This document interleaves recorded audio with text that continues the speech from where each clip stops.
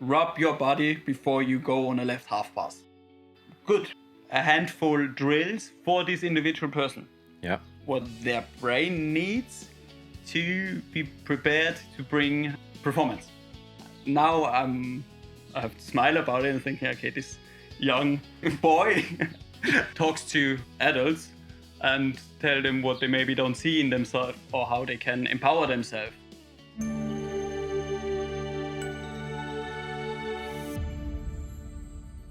So guys, I just wanted to interrupt for a moment to tell you about an amazing device we use here for the management and treatment of our horses and many other horses that come to the TRT stables. The HOFMAG K8 is an electromagnetic therapy machine. It is a therapy for the treatment of bones, joint and soft tissue, which of course includes the muscles, really important for us. It's the next generation and leading machine in electromagnetic therapy. It works for a large range of treatments. It is accelerated healing by stimulating cells to kickstart the healing process. I use it on myself and of course all of my horses. If you want to find out more, go to hofmag.com/TRT. Say it again, hofmag.com/TRT. Now let's get back to the episode. G'day guys, welcome back to another episode of TRT the Podcast. We have a great guy here today as my guest, an Austrian. That's right, an Austrian, not an Australian.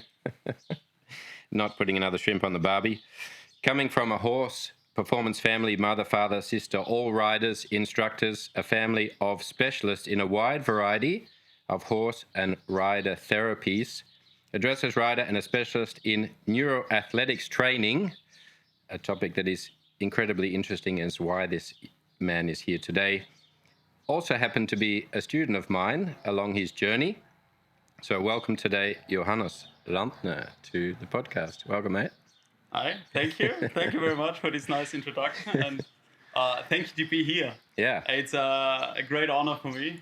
Like you already mentioned, I'm a student of you as well, and yeah, it's just a cool thing that you think that I have something what a lot of people would like to hear as well. Yeah, and also to come back to hear and remember those years ago when you were here and starting out, learning something weird and new.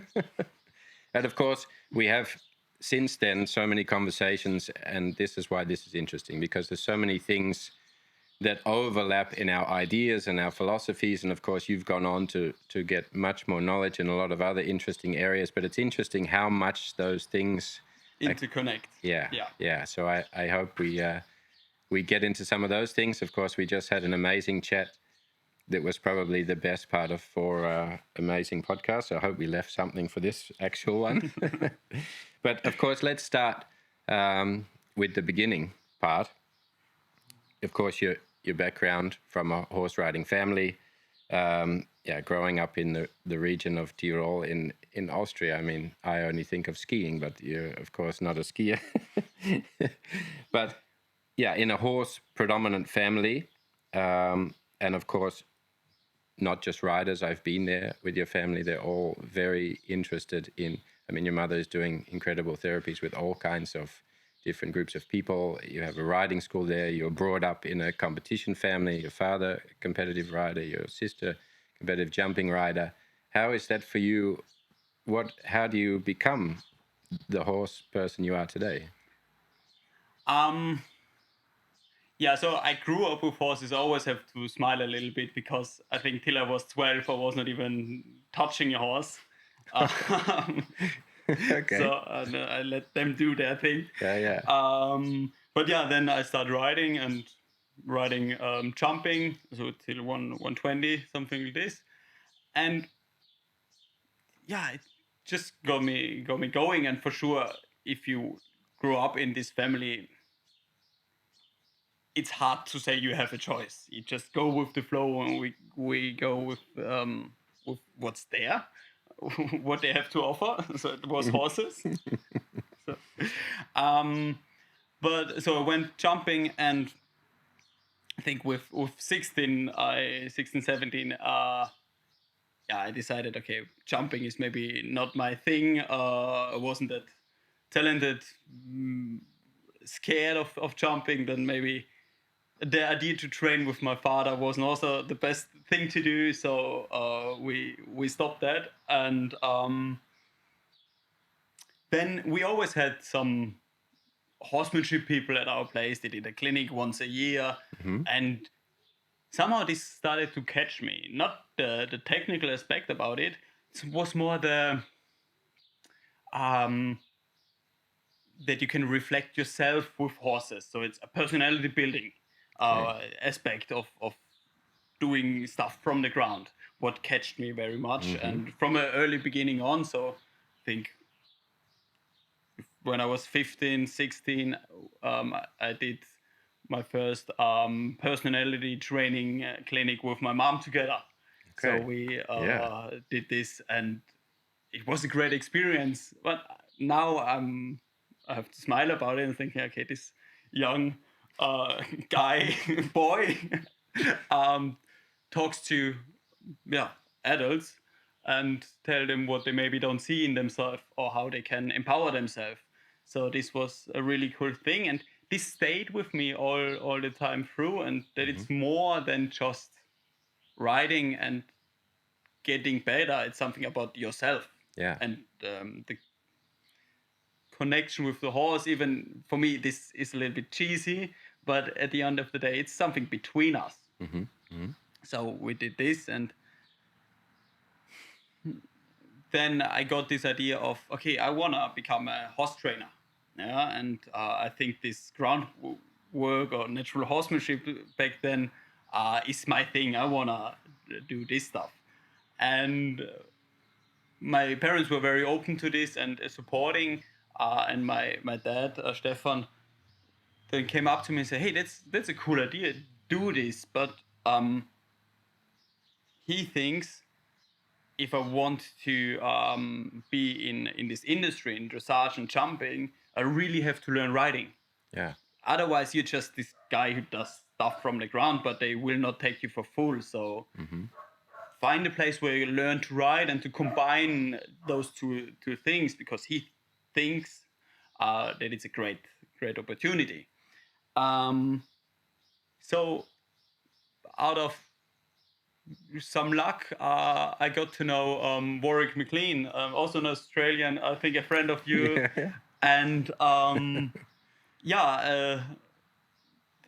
and he's You went to Australia? No, I went to Düsseldorf. Oh yeah. So because Warwick has a stable in Germany, a dressage stable, and he's also well known for breaking in young horses and doing problem horses. And his father is a very, very well-known equine scientist.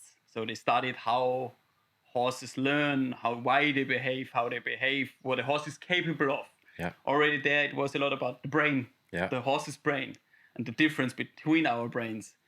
So I went there. I had really a lot of luck because his main rider at this time, William Matthews, also an Australian international dressage rider nowadays, just broke his pelvis. Becomes a small group here. Yeah, it's just somehow I'm just connected to Australia. So. Not a bad thing. No, it's great. He just broke his pelvis. So Warwick was a little bit short in staff. So I rang him up and said, hey, can I come work for you? And he asked me if I have experience with young horses, and just lied and said, yeah, sure, I know what to do. So I came to his place, and yet till today I'm so thankful for Warwick and Linus, his wife, that they gave me the opportunity to learn there and work for them, and just give me such a solid base in what I'm doing. So I spent time with them for 2 years, learned a lot from them, but also inhaled everything what Andrew brought up in his science and the learning theory behind it. And still today, it's such an important part of my thinking of horses, and to explain and to understand why a horse is how it is, and how I can communicate with them and maybe teach them something. So this was a big thing for me. And then I went back home and started my small business, breaking in young horses, doing problem horses, driving around, giving lessons. But in this time, something started to grow. It was this interest in asking questions, like why do people do things in a certain way? And I was so fascinated because even the thing what Andrew discovered was so similar to the German system of dressage, Yeah. but so different. Just how to apply contact onto the horse. Yeah. From a horse's perspective. Yeah, Yeah. and Not a riding. Yeah, the theory. riding is expected. Yeah, Like, what's the technical part on how you do this? Yeah. And to see kids, it's completely different. But on the same side, it's so same. And then he wrote some like that. You don't put a horse into a frame, and this is something what cracked my mind. It's like, but this German system, this very old system, we think it does it different. But then going back and reading Steinbrecht again and all the old guys, and then, okay, but actually they say the same thing. Yeah. So, and maybe, okay, this is different than there. So to see that the truths and also the shortfalling of the system. Yeah. So this question started to grow in me, and this curiosity of this question. Yeah. So I started to go every winter to someone else and do an apprenticeship. Yeah. And some trainers in Germany, in Austria. And in this time, I found this one weird guy in the internet. He's doing his own method. It's called TRT. Maybe you heard of it. So it's interesting because now I get to know a little bit the backstory. Because, of course, you were also this young guy coming to me, and I thought there's something extraordinary about the level of which he's interested. And I remember, I mean, this is some time ago now, and you know, this table here was also building up, and I think we had some containers out the back where we slept in the containers. built an apartment, and probably with no heating or cooling or anything in there. It had heating, but when it was raining, you couldn't put too much electricity on, otherwise the safety switches. Yeah, we fixed that since. But thank you. I remember coming to get you one morning, or something was happening, and then you said, "Oh yeah, come in." And then I remember you had all the sheets on the wall of all the notes you were taking of the things you had done during the day, and I mean, not in a book. You had it like there was a big picture. Yeah. Like wallpaper of all the information on the pen. I was like, shit, that's actually a pretty good breakdown of the TRT. So I mean, but what was that like for you?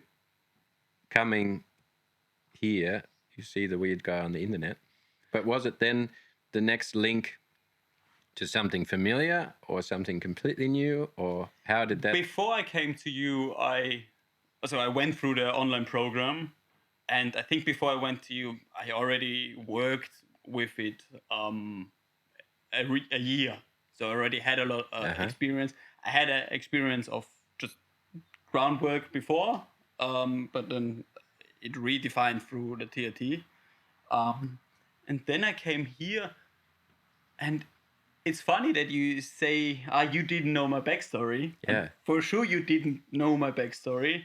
So this was a little bit hard to process. Yeah, because you go somewhere with expectations, and you think you know stuff. And I still think I knew back then stuff. But you come here, and then you start back out as a completely beginner, what is hard, and but very good. So you grind yourself a little bit, and that's and you get humble. Yeah. But then it was just an amazing experience, and you are able to see different things, and you see the process on a bigger scale. What's happening? You're not just watching the videos and then you do your stuff in the videos. You get a reassurance. Okay, this takes time. Yeah. Okay, you still have horses who are spooking in the corner. Yeah. It's not just you do the top for 1 week and then you ride over the top and then poof, the solution is the there. solution is done. You still again. have horses who go to St. George in the same corner they're spooking. They're horses. And it's a process. It's not about just this. Yeah. And I found it interesting what you said actually before we started the podcast about coming here and following the steps, of course, because when you come in the beginning, you go through the program of what it's about and how to do an assessment and feel a horse and go through what is the best place to begin on that particular horse. And then you're away for a bit and then you came back. Yeah. And then talking about that, seeing me again and going, oh. I come here and I got so much information and ideas and how stuff has to be done. And then you go back home, or I go back home, and in this way I'm a dedicated and strict learner. If someone tells me to ABC, okay, I do ABC for the next year. There someone else come. No, but you could also do BAC. No. And when it doesn't work, you say, yeah, but you said I've done it exactly how you told me. So, I come back with all of these ideas and what I saw, impressions, work on them, and then come back 2 years later and realize, okay. First of all, I'm allowed to do it different. Tristan is also doing it different. And Tristan is also involving. Tristan is maybe also you are also on a different point in life. Yeah. And maybe discovered something new or discovered something old. Yeah. Would just reveal and work with this. Yeah. So to see just this process of things, and things are changing, and that we are allow ourselves. That's something what I learned there. This we are allowed to change, and we are allowed to break the rules and find own solutions. Yeah. I can't always ask what would Tristan do. Yeah. You have to ask yourself, what solution do I find in this moment? Yeah. What decisions do I want to make now? That fits me in my life in this moment. And it was also interesting how you spoke also about the perspective. Of course, there's the perspective of your influences in life, but actually you talked about the head higher than me. You're probably a few heads higher than me, but but in your body, and of course we're going to get to this later, the importance of this, your body. But of course everybody is individual in that moment, just like you say. You are much taller, I am a lot shorter, and our body functions different. And that importance of the interpretation of your feeling that fits you, and not trying to copy exactly. To copy exactly, and our perception is embodied. Yeah. So there are very interesting studies. They ask people in the beginning of stairs, how steep are the stairs? Yeah. And it's just, so it's clearly that younger, taller, fitter people say the stair is less steep than older, fatigued, injured people. Yeah. So we perceive the world in what our body is capable of. Yeah. Yeah. And that's something we also struggle when we teach people, and when we maybe teach a lady, it just has less strength, is maybe not as big, and now we apply them our strategies to solve a problem that works for us. But this person needs other solutions. Yeah. We have to enable people that they are able to find their own solutions. Yeah. For sure, we have to guide the solution space. That if we're working on the first movement pattern with the horses, You have a framework in which to guide there yourself. You go. Yeah. So Yeah. but yeah, we can look and see, okay, how is someone is doing stuff, but then we have to find our solutions maybe in this space. Yeah. Okay, I want to do it. I want to apply this technique. Okay, how do I do this technique? Yeah. How do I hold the rope? Yeah. With what emotion do I go into this? What's the intention behind it? Yeah. And maybe my attention is a different one for you, even with the same horse and the same problem, because of that's how complex the brain is. Yeah. And complex we are. Yeah. So. I found that also interesting. We just, of course, released our Camp TRT series, and Esther, one of the participants, early on, starting the groundwork process. Of course, me instructing her. The camp is a very short, compressed, fast kind of introduction to everything, and you want people to very quickly become useful to themselves, so they become useful to the horse. And we got to a point where in the first day, starting to show the groundwork patterns to her, which she'd seen me do the day before with the horse for the assessment, and then she had to step in and start to do it.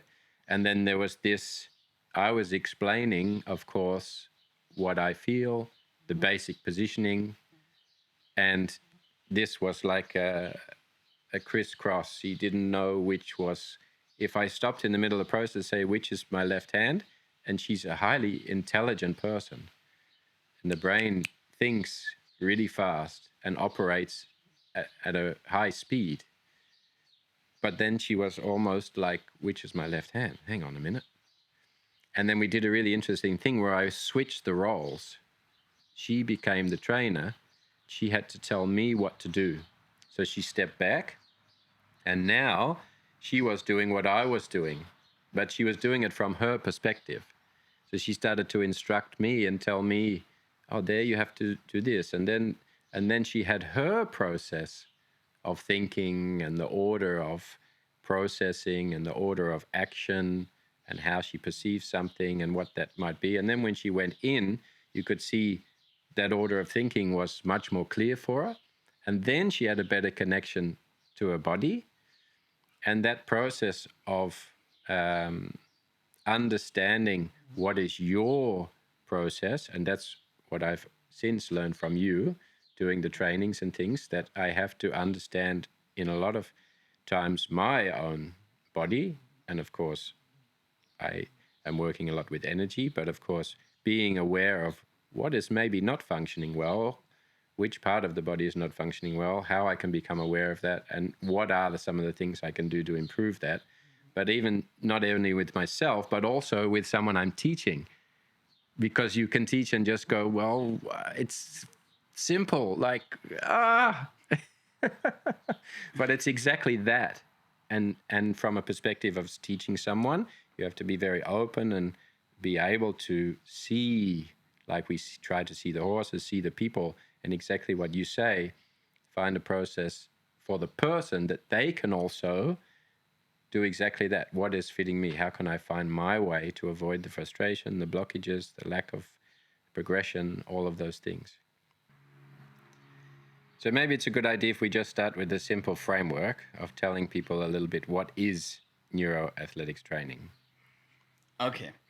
The short version? The short version, the simple version. But neuroathletic training means we put the brain into the center of attention of training. Yeah.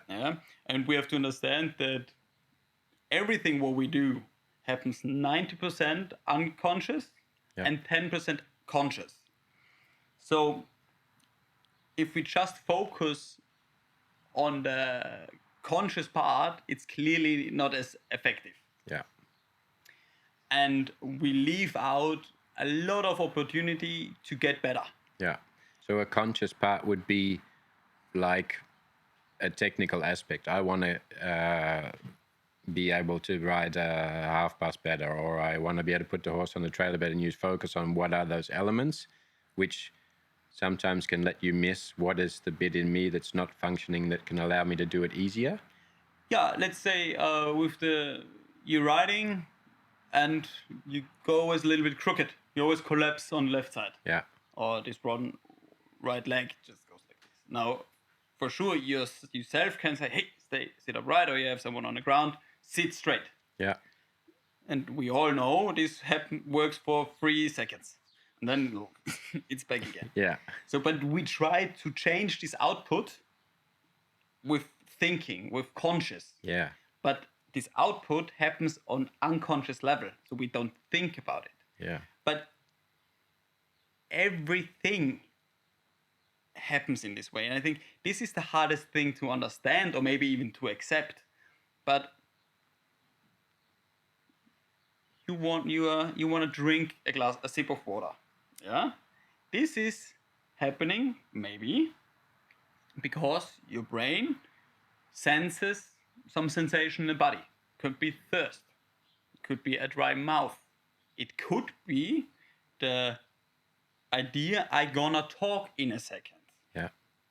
So this is the but now even this decision is not conscious.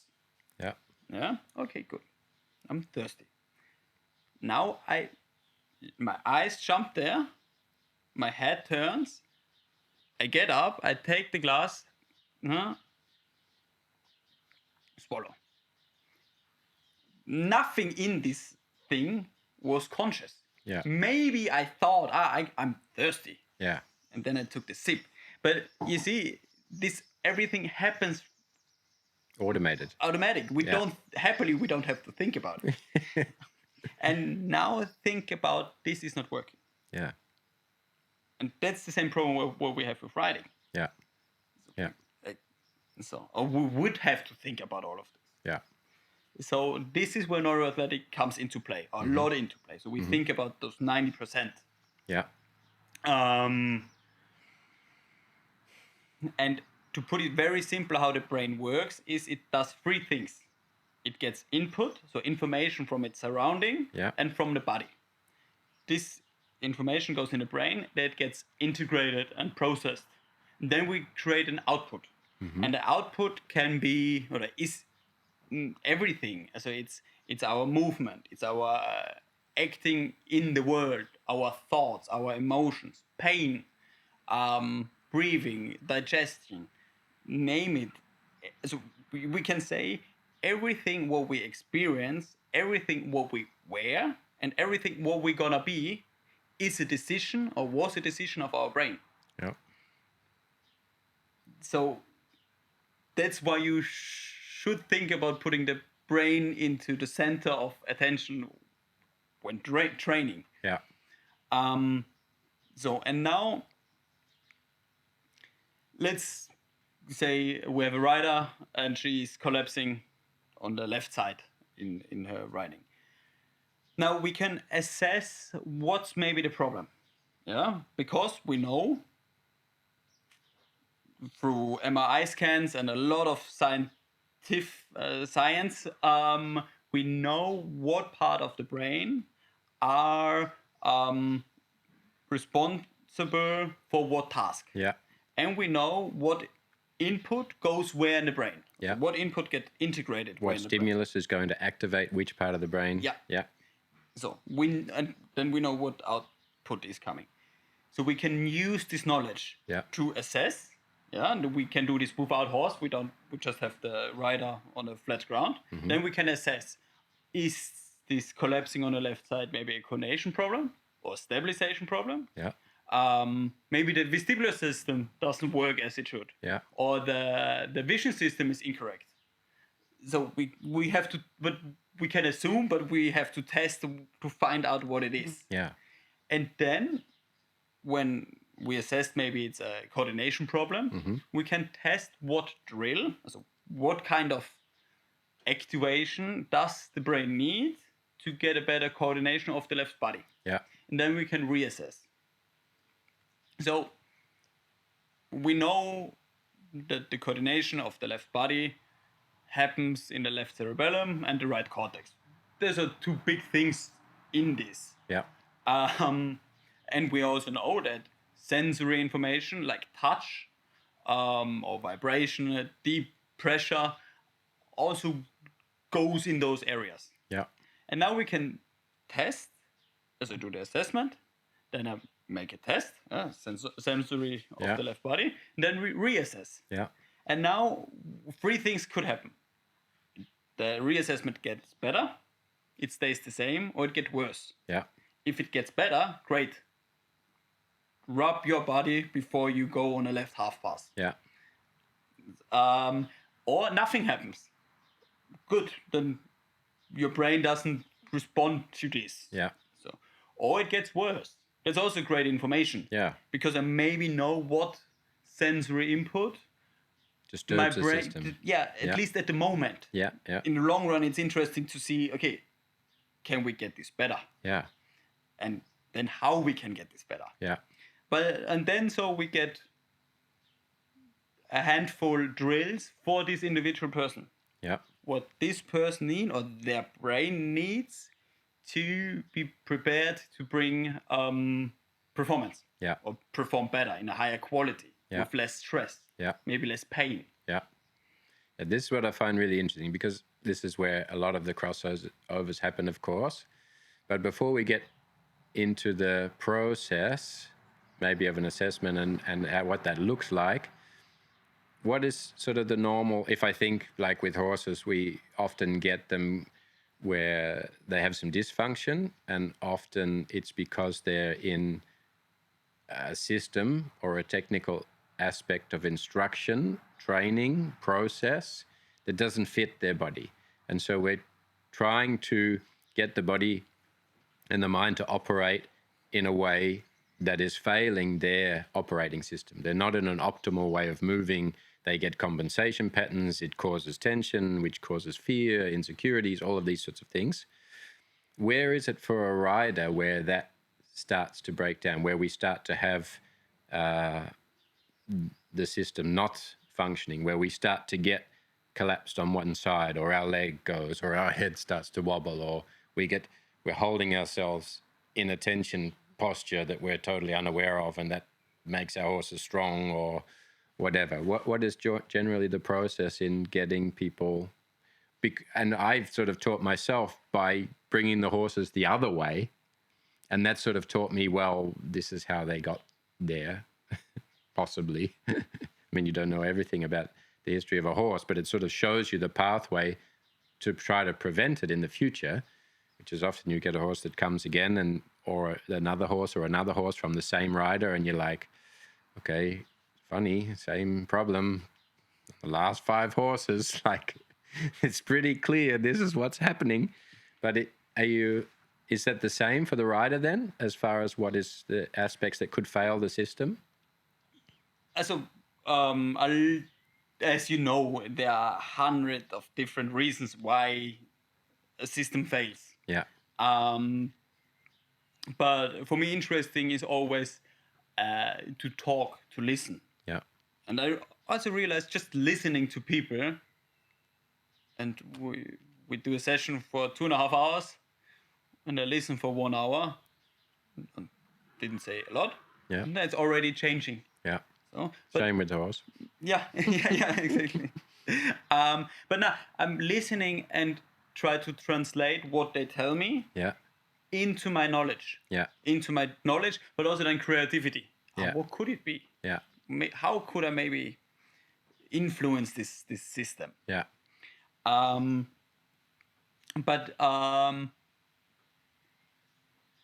nothing works perfect in the brain anyway. Mm-hmm. So we always have we're left-handed or right-handed. So Yeah. already this is disbalance, Yeah. kind of, so to speak. But injuries, Yeah. head trauma. Yeah. Yeah, we dropped on our head when we were little. We got knocked over. Yeah. And then I can't remember for a week, and my eyes did those things. And somehow, since then, I have a really shitty memory.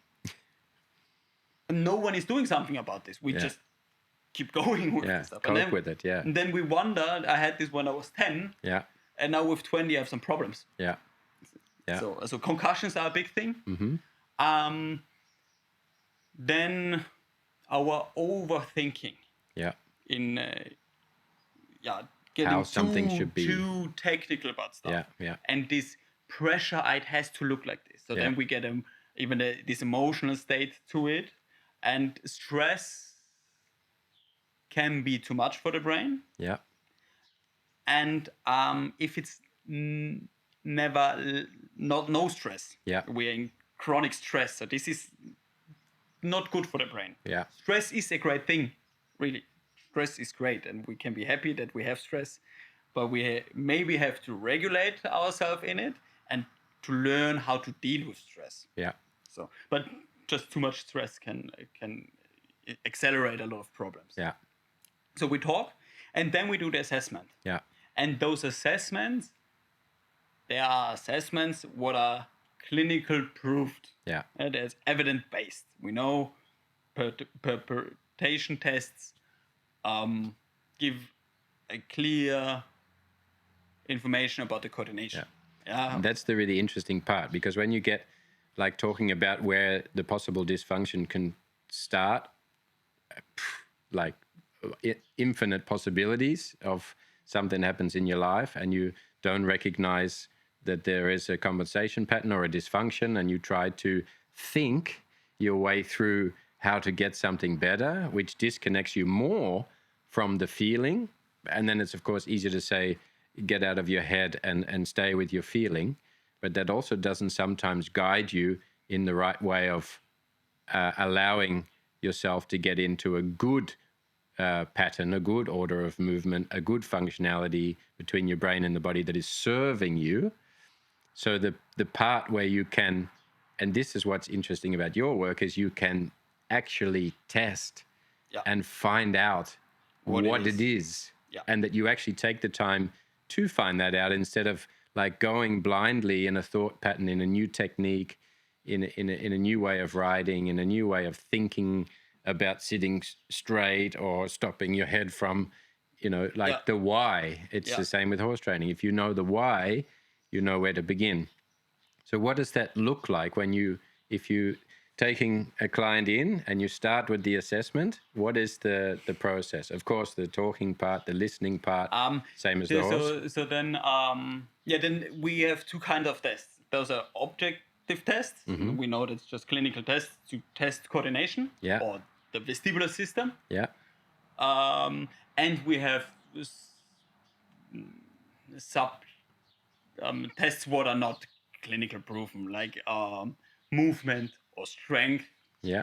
Those things are very easily to influence. I just have to want a little bit more. Yeah. I can go a little bit more over my pain. Yeah. But still, I get a lot of information out of this.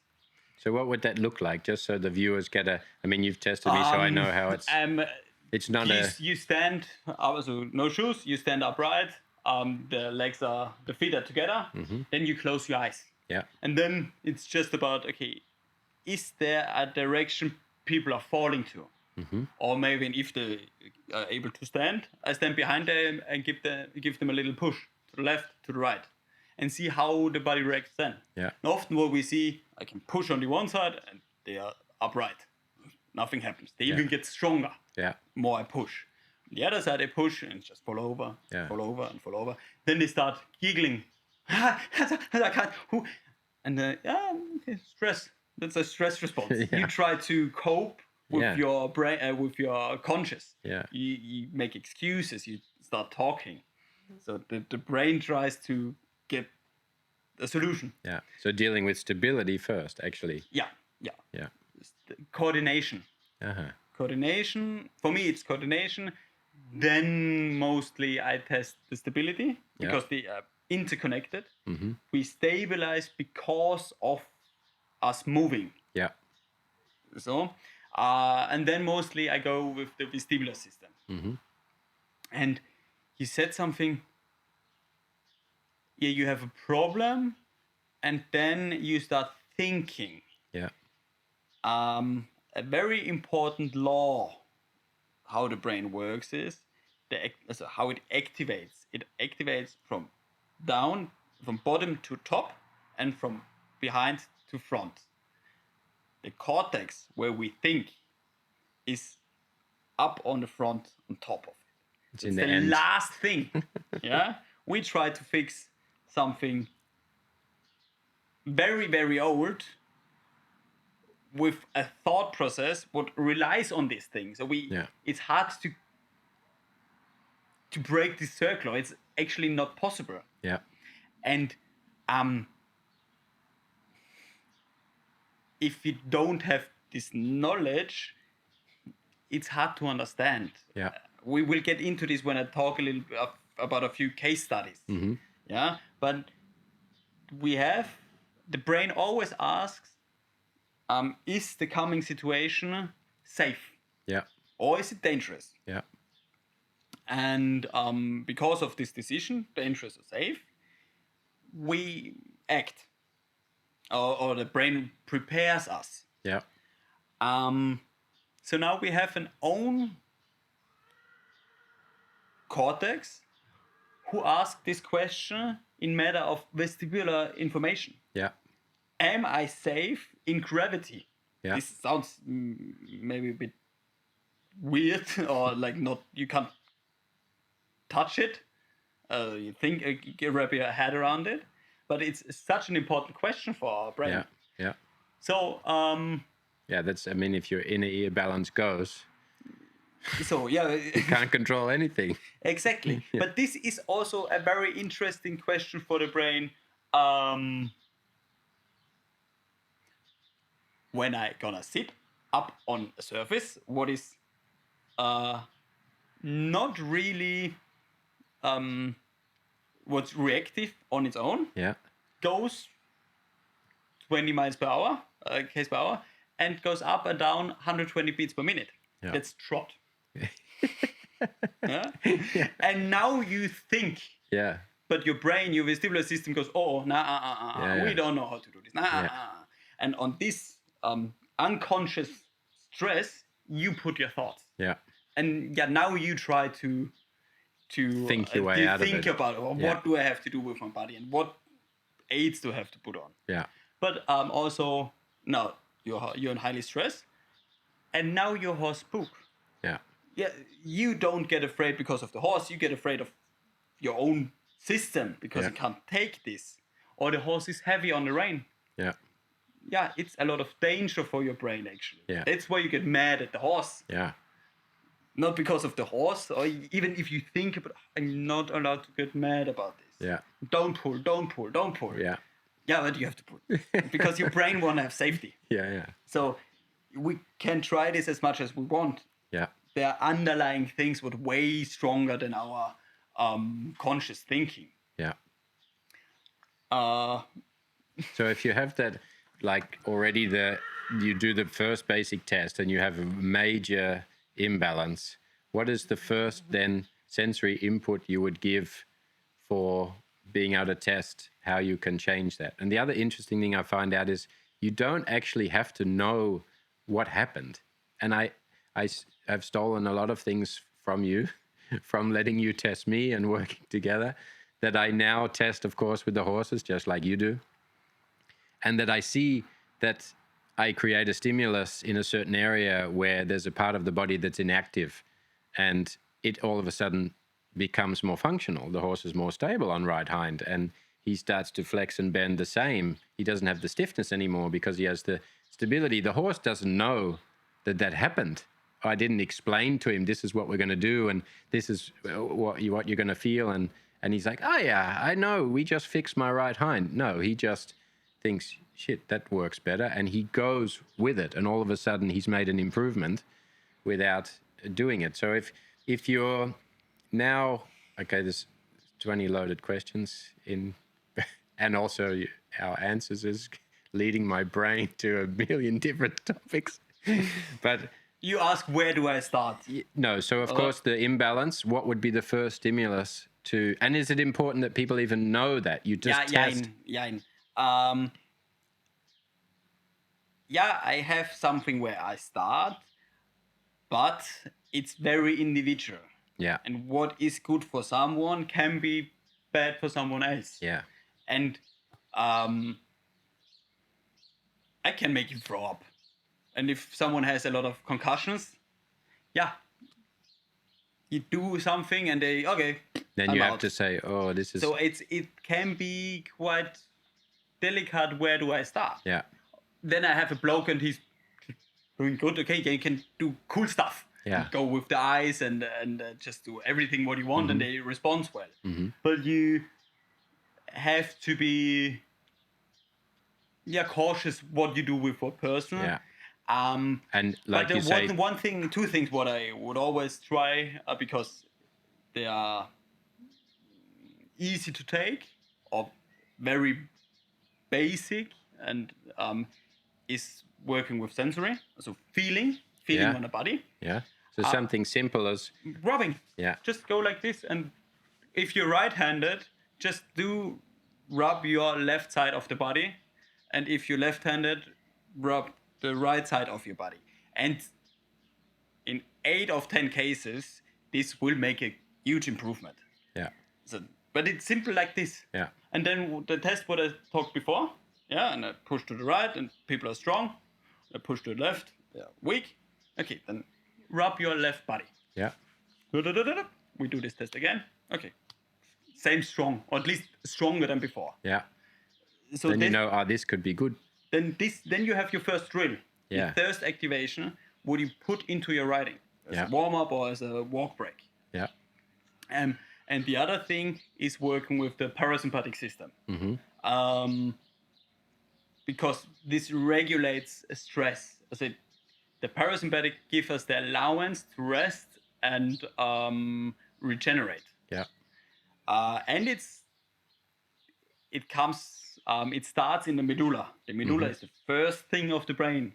It's the lowest and the most behind. So it's very important in our activation process. Yeah.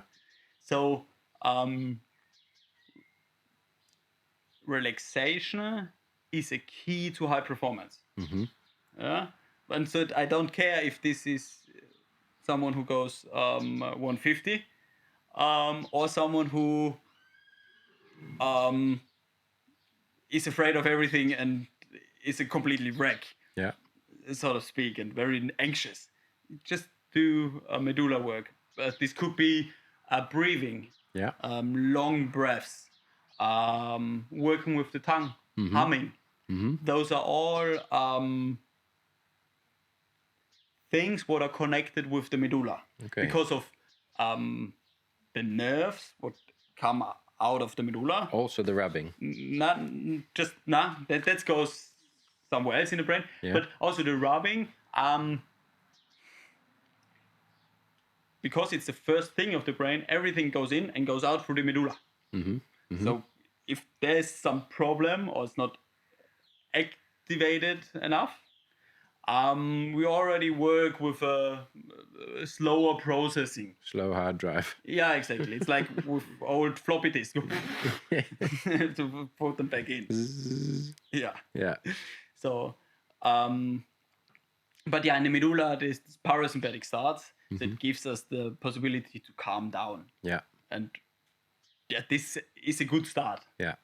So, and of course, then the important process of that is, of course, the test to find a little bit the weakness or the dysfunction, then the stimulus, and then quickly retest. Yeah. Because, of course, without... The brain reacts immediately. Yeah. You set an input. Yeah. And you have an immediately effect. Yeah. Yeah, and then we do a test. And this person is stronger. Yeah. Or maybe we test with pain. Yeah. Okay, it's hurting. So we can use the parasympathetic the system to calm us down. Yeah. And then see, okay, is the pain experience changing? Pain is so, and then we do the test again, and so it's way better. Yeah. Great. And so we can put this in our toolbox. Yeah. Yeah. And so, what are some of the other sensory inputs you can give? The rubbing. We can work with a lot of tools. I know vibration. You did a lot with me. Vibration is really good. So we have just different sensory receptors in Yeah. our skin. Yeah. Yeah, some react to light touch, other react to deep touch, Yeah. so strong pressure. Yeah. Other one react to heat, to cold, Yeah. to which direction it goes. Yeah. But also how the skin is moving. Yeah. So you can test all of those Yeah. things to find maybe the really good one. Yeah. So you can get to the very little detail, and Yeah. it can be I have there a little scar, and then I have to touch the scar, and I have to pull it a little bit to the outside, and maybe at the same time I should hum a little bit, and then you press way more weight than before this pain. So you can go very deep in the detail what's good for your brain. Yeah. But in generally we go in some ways a little bit more global. Yeah. It just especially in the beginning. Yeah. To give the brain a kickstart. Yeah. So we can test the sensory input what we need, but then we can test how the eyes are working. Can my eyes focus on one thing? Yeah. And how is it when I'm moving? Yeah. Is it the same good when I go up and down? Yeah. Or is it the same thing when you go straight? Yeah. And how does that input affect on how the body? The Yeah. And then, but we have to be sometimes in a detail, because maybe when I look like this, it's easy. But now I have a client and he says, when I go on the diagonal from the right hand, and I have to do my changes. Somehow I always miss this first, the first flying change. Yeah. Okay. How is it the prospection when you go with your head to the right, and then you do the same drill, and it's done. You look straight, it's good. You look left, it's good. You look right, doesn't work anymore. So it's very precise in this. Yeah. Yeah. Or I had an accident, and I came with the head on the ground in this position, looking to the left up. So maybe everything works good, but I still my shoulder still hurts since then. Yeah. Yeah, and I can do testing, everything works good.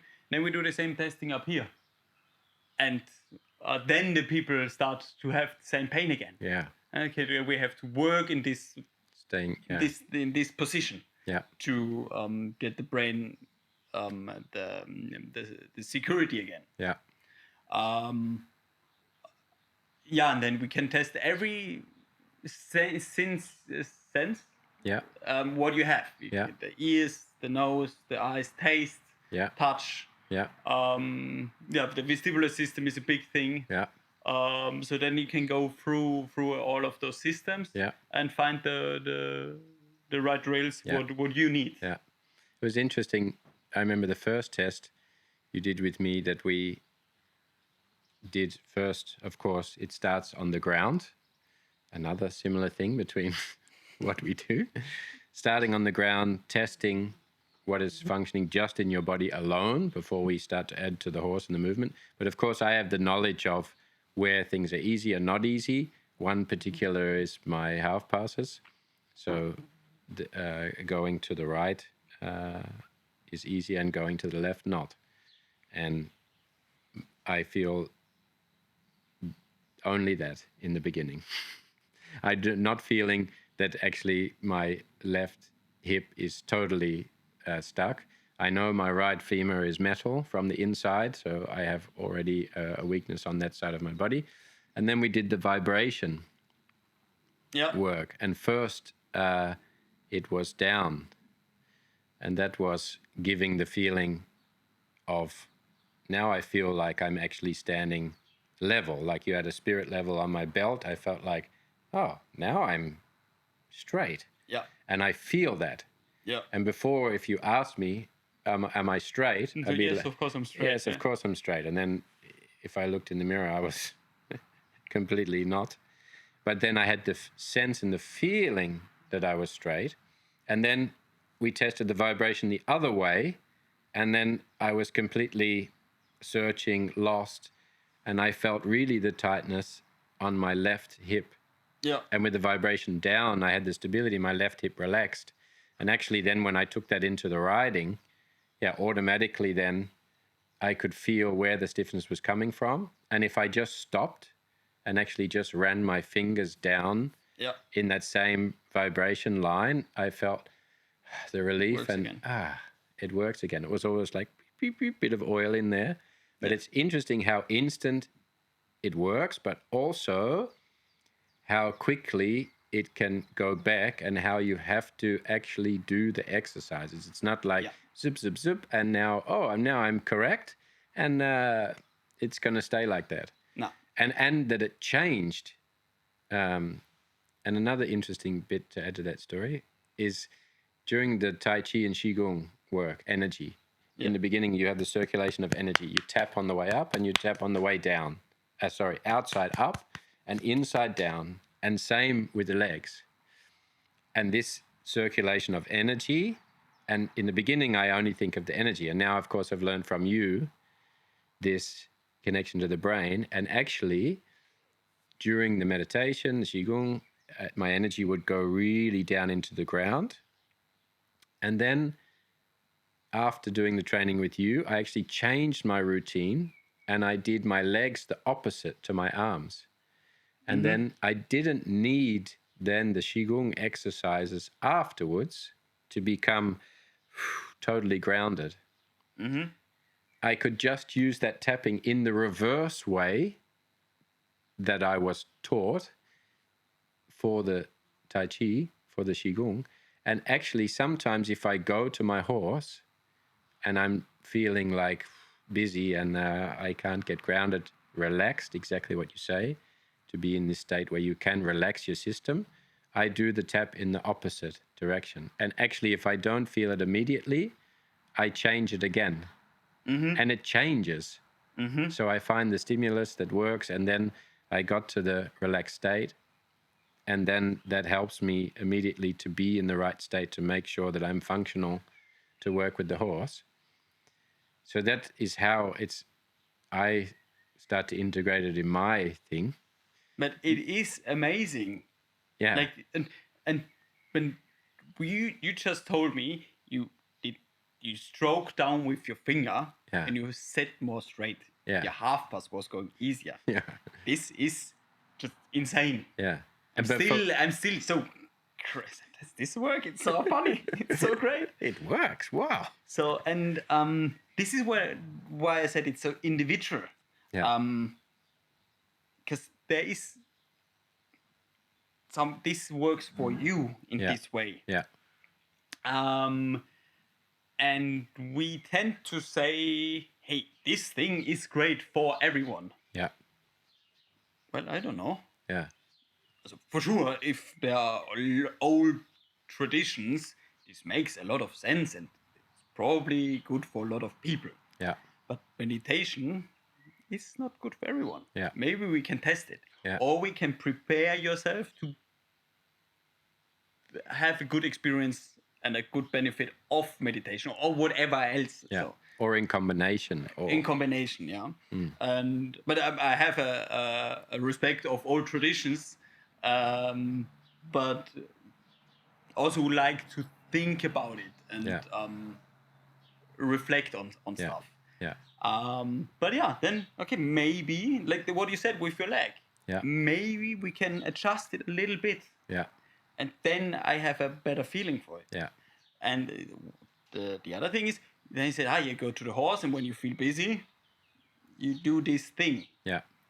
And so if you just think about it, I have to be calm now. Yeah. That's not how it works. No. We all know that this is not how it works. It's that's really the nice hard. thing. You have actually something you can do. You now have knowledge from the training on the ground. What you do in this moment. Yeah. But you have to do those damn drills then. Yeah. Yeah. And if we tested that rubbing or tapping is your thing, and you get into a situation, then please do it. Yeah. It's not always possible. Yeah. Especially when we deal with an anxiety, with stressful situations. Maybe I can't do it now. Yeah. But please do it before. Yeah. And please do it afterwards. Yeah. Yeah. So we can start a process. But you have to do the thing. Yeah. And it's interesting also that what I like so much about it is it stops you also from getting down that path of useless thought. Like I could go into the half pass and try a million different things, think, oh, the horse is more stiff on this side, but I could actually do something which is also my philosophy, that focus on yourself, and that you have some self-awareness. How is your projection of energy? How is your functionality? Are you optimal in order to communicate, receive information, and give information? But that you can actually then do something directly that can take you away from a useless path that is only going to bring you more dysfunction and more frustration. And it's also gotten rid of some of my preconceived ideas about what I thought might work for me, but actually was not. And one of them was the sugar. So I used to go to a competition and think, I have to have energy. I have to be sharp, so that I can be precise and feeling the horse. And my mind was operating at a fast level so I can perform. And when we did the test and you gave me the gummy bear, and I had to feel how my body was from the test, and then I had the gummy bear and I couldn't feel myself anymore. My brain was like, I was like, hang on, I can't get to a relaxed state in order to allow things just to happen and flow from one gummy bear. And I was sometimes, having a coffee and I was actually putting 2 sugars in, or I was having, a Coke or something to try to get in, to have enough energy to operate. But for me, I've learned now that that's not, like, don't do that. Because you can't function with one gummy bear. Like, what a disadvantage it was all this time. Well, the sugar can be a huge performance booster. And this is so great, because for myself, but also for a lot of people, giving the allowance to eat sugar was a big impact in their life. I work with one lady and she has PTSD, and just she has a lot of tools, but one thing is you're allowed to drink Coke. And when she has a flashback and stuff like this, and she's can be going therapy, and then she goes like this, was just shaking for hours. It's really severe. But just this allowance, okay, in this state, it's important to drink Coke now. Just to help there immensely. But that's how individual we are. For one, it's life-changing, and for someone else, it's okay, don't do it. And the other thing, what you said with the half pass, that's what I realized with myself, but also with clients, with athletes, is that it nags on your ego. It nags on, but I want to solve this. I want to solve it with my problems. And to confess to yourself, okay, I have to give up control. It's not in my... I can't change it. It's okay, because it's not my job to do this. But sometimes it's hard to let this go. I'm not smart enough to outthink. And now I have to. And this helps, but I want to solve it on my own. With the tongue and hang on a minute. Now it works. I changed my state and now. But this is sometimes difficult, especially in the heat of training. I want to get this, and then to say, okay, step back. I do my drills, and now I get back in. So what we want to do with those drills, so we tested them on the ground, and now we go riding, is to train high quality and hard. I want to create freaking hard athletes, smart athletes, okay, because they know how to solve problems and how to get the best out of them. And they do the drills. Because of they're doing the drills. But I don't care about this whole BS. that you start to think about it too much, that you get grumpy, that you sit crooked on the horse and you have to think about it. Nah, just do your job. Yeah. And be intense. Yeah. Go in situations where it's hard. Get in the situation of doing exercises, the flying changes, and the horse starts to just completely destroy them, and you don't get any changes anymore. And just keep going there. Yeah. And then we get something really good. Yeah, and not be afraid that there's going to be a mistake. Allow the mistake to give information to then intelligently test what can I do in my system to make it function better, to get a result I never imagined I would get. Yeah. Yeah. So, but for this, it's necessary to do those drills. Yeah. Or to think about those 90%, what happens unconscious. Yeah. Go there. Yeah. Yeah, so of course I've experienced myself the many things that neuroathletic training can help. Of course, not only for riders, but for everybody, and how that's sort of connected in every, aspect of your life. But of course, if you go through the list, you like this connection to your proprioceptive system, your visual system, your respiratory system, coordination and tuning of the aids for a rider, for instance, body symmetry, head posture, hand posture in general,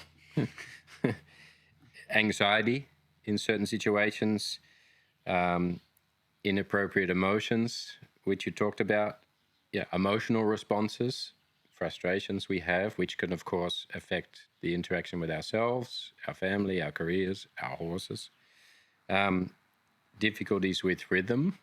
This is like a really interesting one for me in many ways.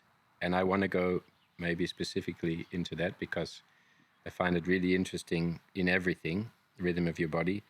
Of course, the normal ones, shoulder crookedness, focus, concentration. And of course, then you're through the test, stimulus, retest, you're of course getting better balance, range of movement, more power, types of movement for riding, like the half passes, you're able to fix these things. What is something interesting that you worked with a client that maybe deals with one or multiple of these things specifically? Like, try to think of one of the 10,000 people you've worked with in your life. Not 10,000 people. A few.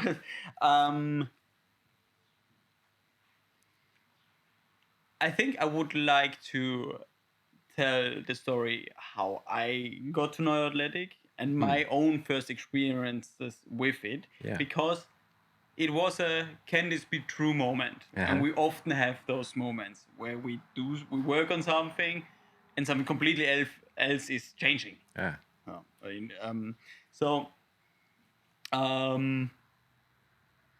was a bit luck to it that it got to the neuroathletic stuff. So a friend of us, Christian Rombeck, he's a jumping rider, talked with my dad on the competition, and he told him, there was this guy at our place, and he did weird stuff with us, and then I was riding better.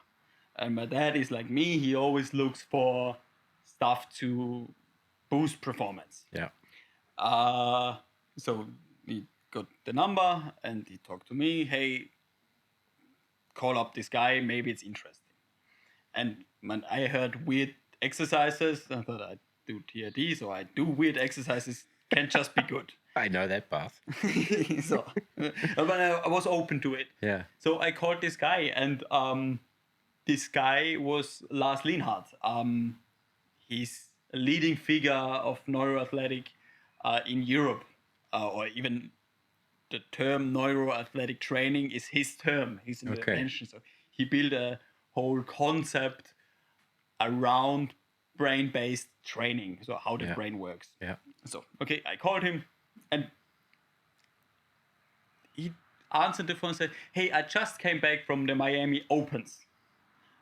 And then I start thinking, first of all, who is this guy? And second of all, what is this actually? What he's doing? Yeah. So I didn't know anything about neuroathletics. Yeah. I just called this guy. Maybe he helps me. Do some weird stuff, improve the riding, and now he's And then he was really this leading figure, and my luck was that he was interested in working with horses and riders because he just loved his job and loved to get new experiences. And he's highly allergic to horses. So when he came to my place, he was, hardly breathing. So anyway, we made an appointment. He came, and then he did a training with me and my sister. And to my own riding, even though I was dedicated in learning new stuff, I quickly realized, okay, I'm not very talented in my body. I don't have a good seat. I don't look pretty on a horse. I have to have a lot of knowledge to contemplate this. But still, the seat was weak and unstable. Mm-hmm. And the other thing is, what was my biggest win was also my biggest weakness, my thoughts. Yeah. Overthinking. I'm just always have to understand it to do stuff. And also when I got new instructions, I had to put it in my mind and got really frustrating quickly. And actually I was choleric. So I always had to fight with my own devils inside me. If I get frustrated, not put it on the horse and be grumpy and do stupid shit. So I had a really hard time with this, and out of this, I was dumping on the same spot for so long. It's hard to improve, and and I felt so bad because I always wanted to do better with horses and wanted to be emotional connected with them, and actually felt so shit that I often felt in this choleric state and then be in some way violent with my horses, and I just hate it. Yeah. So, but I couldn't get out of this. I tried everything, man, and I broke my hand not once hitting it against the wall because I was so grumpy. I couldn't go somewhere with this energy. So the wall was the best thing. So just I'm get hurt, no one else. So I had really problems with this. So Lars came to us. He worked with me, and I had a wow effect. We started working. He gave me sugar. I calmed down. We did some he gave me then. He just massaged my stomach. Yeah, and just calmed down. He gave me a video game, so a app game. I played this game like a little kid. You give him the phone. Comes with that. So it was such a relief. Yeah, and we worked on a little bit on my posture, but not too much. It was more about calming down. Yeah. The first step to. Yeah. And this just was like, that's crazy because it relieved me of my own demons. Yeah. Yeah. I don't have to control it anymore. Yeah. It just did it from its own. Yeah. Just needed the willpower to not do those things. Yeah. And it was not hard to wound me up. Yeah. So I stopped very often and do these things again. Yeah. Eat a little bit sugar, play the game. Yeah. Okay, keep riding. So, but then of course having also now you have that knowledge, also the discipline to do that. So your drive to want to be better, to want to improve yourself, and like that's also a big thing. Yeah, this comes maybe when my first riding and somehow this not accepting that I'm not good enough. Yeah. Not accepting that I will not ever learn riding. Yeah. Nah, this can't be true. Why should I not be able to learn this? Yeah. So this fire just kept burning, and I think that's what sport is about, and to do something you love and put everything into it, and maybe not accept borders. Yeah. And cross lines and say, hey, I'm better than everyone. What I think I am. Yeah. So I did this, got very excited, and then I said, okay, I have to learn this stuff. Lars, where do I can learn this? And so happily he does his own education system, so I signed up for this immediately. So he left, and at the same time, I made the decision to stop drinking. And because I realized I have a drinking problem. I could not stop drinking. I was always drinking 2 to 4 beers a night. Actually, since I'm 16, now I'm 29, or since I was 27. Okay, fuck. Somehow I can't stop doing this. Yeah. And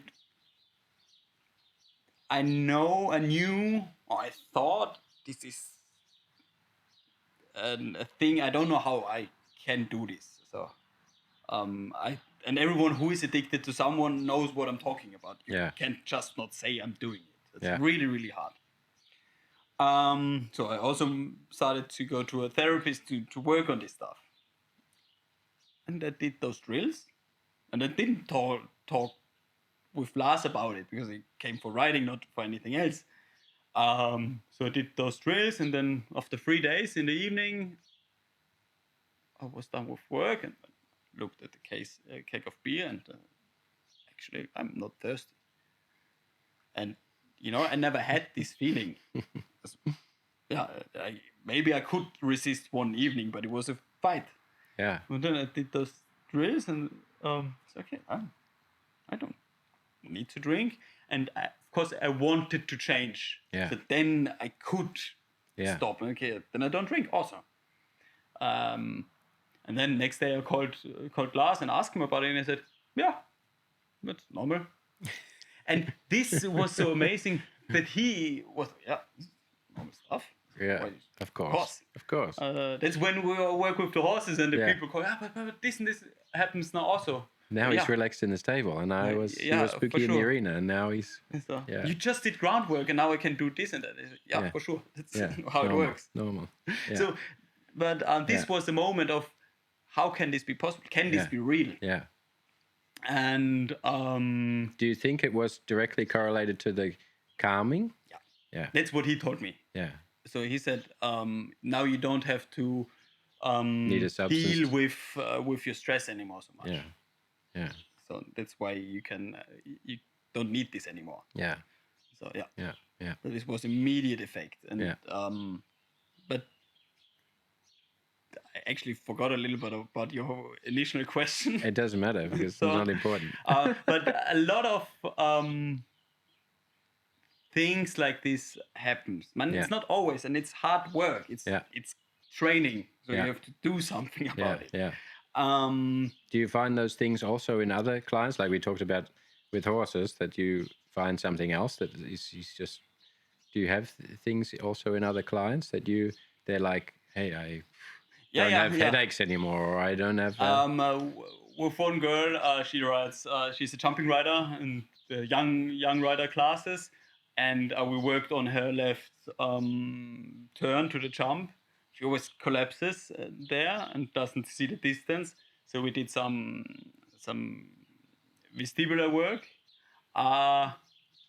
and I also mentioned that the vestibular system is important for focus. Mm-hmm. So if the vestibular system stabilizes the eyes when we move, so that the picture is not shaky. Mm-hmm. It has to be straight, and the vestibular system is involved in this very much. Yeah. And we are visual species. So it means we perceive and act on the world because we see stuff. Yeah. So if we can't keep the eye still on something, we lose focus. Yeah. So that's just kind of what I explained to her while I was testing. I give her the drill, the riding went better. And then the next time we met, she said, yeah, great, the turn works good. But also I do the drill before I go do my MAF exams, because then I'm more focused. Yeah. And I think that's great, because I hardly passed math, but now I helped someone getting better in math. Something we were not Yeah. So, and so this is just, that's the very exciting things for me. Yeah. When my sister also did the training with Lars, and she liked it. So, but somehow she did it a little bit, maybe forgot about it again. And my sister is riding since she can run, and she's on the competition always. So since she's a little kid, she always is on competition, and that's her life. She loves going on the competition, also jumping, and she's competitive and wants to show how good she is. Yeah? She's okay not to win, but she wants to bring her best. Show her best, yeah. And also with the horses, she sees competition as a challenging situation where she can grow more together with her horses. Yeah. Yeah, and she says then she understands them even better than now. Yeah. She burns for this. Yeah. But she's also a very nervous person and very anxious. So, and especially when there are important jump offs. Yeah. The expectation is high, and then and then she gets very anxious and nervous, and you can wake up in the morning and she doesn't know what's her name. Yeah. So, and then we did this training, and 1 or 2 months later, there was her first 155 competition in Munich, Pferd International. Mm-hmm. On the first time on the grass as well. So she was completely freaked out. She was a mess. She didn't know how she should do this. And we got to talk, me and my mom, and we said, just try those things. Come. You know, if you're desperate, you do whatever you can try, you think of. And she did the stuff, and it was nothing about mental things. It was the vestibular system again. It's about getting a good posture. Yeah. Preparing your body to accelerate. Yeah. Up and down and forward. That's what you need while riding. Yeah. And she did those drills, and she was able to focus. She was able to enjoy doing this amazing thing now. And she went this course and she had fun and it was great. She just had two down. Yeah. What is amazing. Yeah. It's a sensation actually. Yeah. Also with the horse, what she has. And since then, she's my best client. Also next to me, I'm my best client, but then she. And we work so much together and to just improve her riding. Yeah. And what she can do. Yeah. I think that's also a really interesting point about going to a competition, that of course competition for some people is about the winning, about the accolade, about saying I got this prize here. But that fact of putting, for me, I'm also not competing nearly at all anymore. But I do see the sort of value in putting yourself and your horse in a certain situation, which brings up challenging situations, which we talked about in the beginning, to give you information about how you can function better, how you can, where you don't function well, and what you can possibly do in order to improve that. So therefore you can improve other things unconsciously. Literally, you don't know what's happening, what we just talked about. You have other improvements in your life where you function better and feel better, and you don't have stress and you don't have anxiety. Is there certain things that you say to clients when they're going through the test, certain things in your sensory system or in your survival system that sort of are obvious, that come up? You lose control of the breathing, you're just about to go into the ring. When is it that you would advise somebody to start to use the exercises? Of course, it's going to be different for everybody. What are sort of some of the I think things? people have to start going with it and get a feel for the stuff. It should not distract you from what you want to do. Yeah. So, and if I want to go in the ring and then, but I have to do this and this and this, It should be a tool then to add. Then it's too much. Yeah. To be and get a routine. Yeah. Yeah, it's like when I'm on a competition, there is sugar in the backpack. There is something to stimulate the vagus nerve. Yeah. There is a scent. Yeah, and I stop by and know, okay, this is what I need now. Yeah. I get nervous. Give me sugar and this tool. Yeah. And then I do this and then I keep riding. Yeah. So that it's be in a routine, and then I don't have to think about it anymore. Yeah. I can perceive, there I have the problem, and now I do this and now I go back. Yeah. So it's good if the people have a basic understanding of what is it for. Yeah. Okay, I have a bad posture. Okay, I do this. I'm stressed. I do that. Yeah. But it happens that you do one thing and then you realize something about it. Like with the math exam. She realized, okay, when she does her drill before riding, she's more focused. Yeah. And then she played with it and start to apply it also for the math. Yeah. Okay, good. I didn't told her this. Yeah. She got the idea of her own. Yeah. So you have to play with it a little bit. And maybe we thought this is a good drill for you, and maybe it works for you, but somehow you can't apply it. Yeah. And then I'm completely fine with it. Yeah. So I give you a few things, start playing with it, and see what stays with you. Yeah. And from there on, we can build on. Yeah. And then we can get precise. Yeah. But the same with a groundwork pattern. Okay, just do something. Yeah. At least the horse is not running over you anymore. It has some awareness of you and himself. Yeah. But I don't care if you smack your face with the rope or you do it in some interesting way. Yeah. Just do it. And okay, great. And then in a week, maybe we apply something else. Yeah. Not thinking about being perfect and precise and doing everything exactly how it's instructed to. And I think what a powerful thing is about it is also just to have an awareness of yourself first and simply. But this is, you can say this because you have a good awareness of your body. Maybe you achieved this. Yeah? You did your work to get there. But we also have people who have they're too aware of the body. Yeah. And we do the drills and we stroke somewhere. The whole body's breaking. Yeah. I feel the energy. So, I stroked your arm. Just keep calm. Yeah. It's hurting like 10.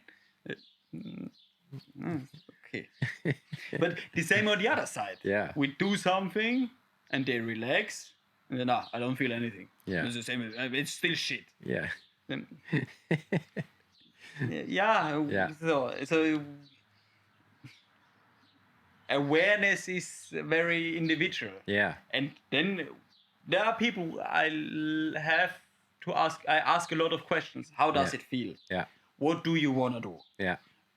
And other people, I try to ask not a lot of questions. Yeah. Because they have maybe a hard time to interpret things, and they're not as good in staying with one topic. They're not good in inhibiting information. But that just ask you, how was the half past? You tell me now about your husband. Yeah. So, or about something. Yeah. So then we have to. It's individual how you perceive the world, how you as trainer should interact with this person. Yeah, yeah. Yeah, and of course the awareness is where the direction of the awareness has to go is, of course, guided by where you're at right now. And I think that's the difficulty in a lot of the time where we get into a struggle is we don't have a clue actually where we are. And we get externally focused on trying to fix something and not going towards something that could probably be a hell of a lot more simple. Yeah.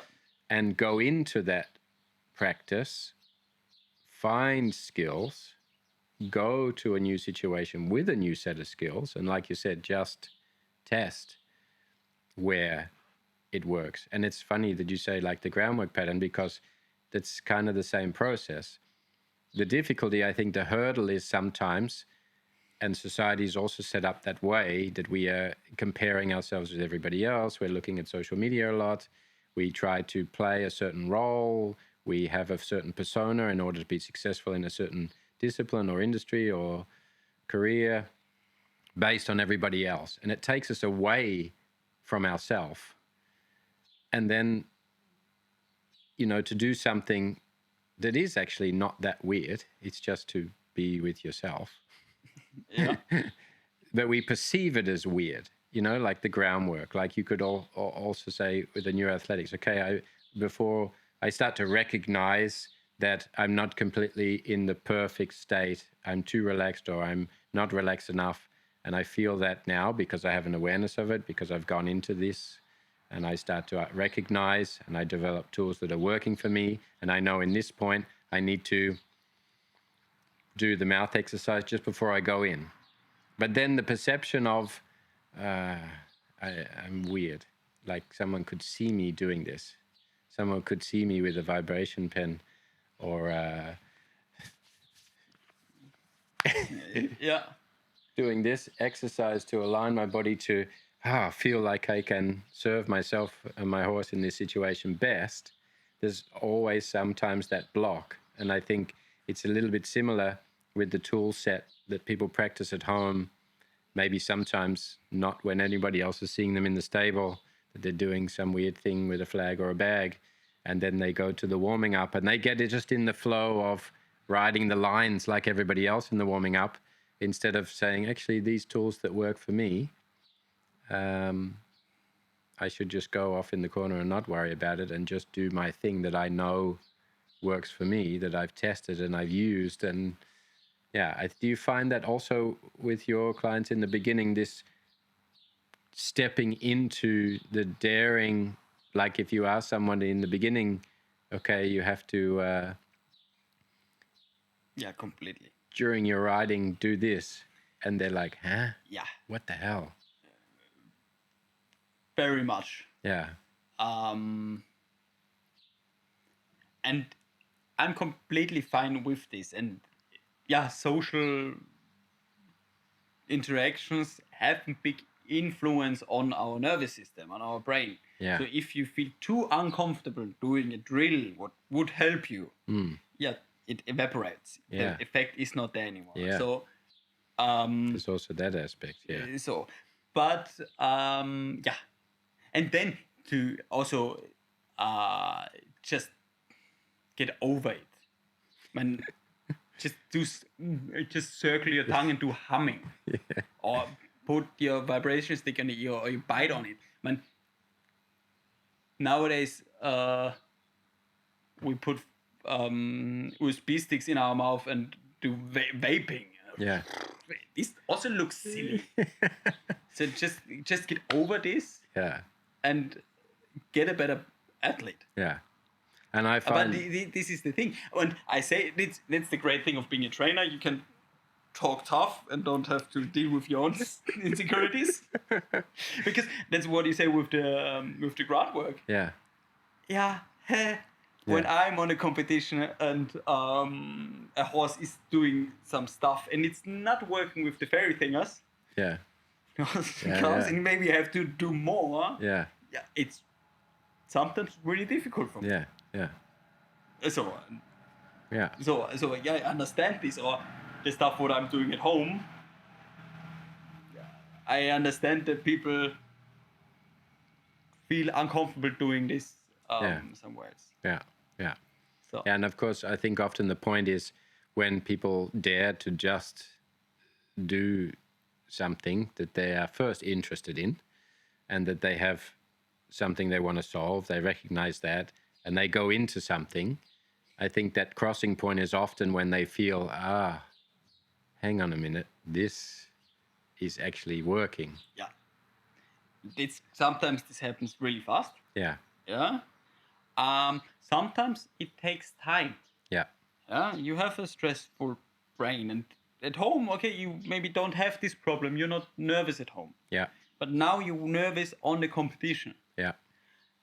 And then just one gummy bear and just one little rubbing on my ear. Yeah. And that didn't work. Yeah. Yeah, well, maybe did you do it 30 times? Yeah.